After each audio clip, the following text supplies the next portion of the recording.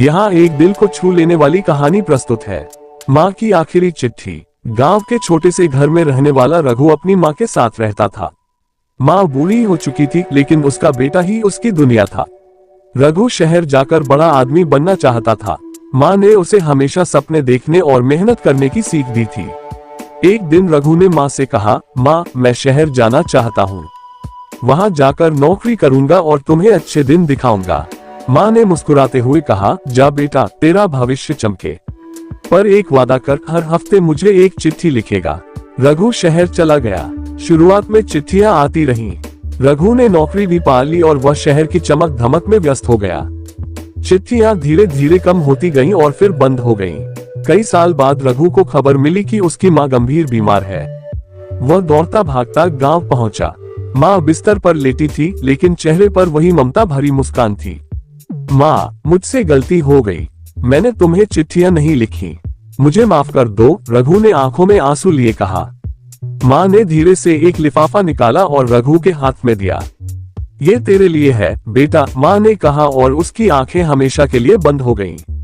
रघु ने कांपते हाथों से चिट्ठी खोली। उसमें लिखा था, बेटा, मुझे तेरे खत का इंतजार तो रहता था, लेकिन मैं खुश हूँ कि तू अपने सपनों को पूरा कर रहा है। अगर तुझे समय न मिले तो भी मेरा आशीर्वाद हमेशा तेरे साथ है। बस अपना ख्याल रखना और खुश रहना।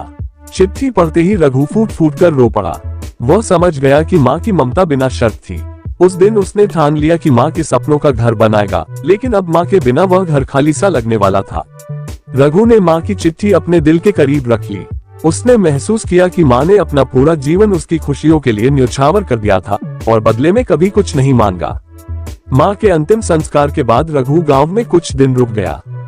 उसने अपनी माँ के जीवन को याद करते हुए उन पुरानी बातों को संजोया जो उसकी माँ अक्सर कहा करती थी। वो हर उस जगह गया जहाँ माँ का स्पर्श और उपस्थिति अब भी महसूस होती थी। गांव के लोग माँ की बहुत इज्जत करते थे। एक बुजुर्ग ने रघु से कहा, बेटा, तेरी माँ सच में देवी जैसी थी।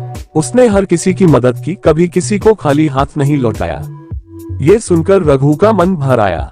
उसने तय किया कि अब वह शहर में केवल अपने लिए नहीं, बल्कि माँ के सपनों को भी पूरा करेगा। शहर लौटकर रघु ने अपनी नौकरी से बचत करना शुरू किया।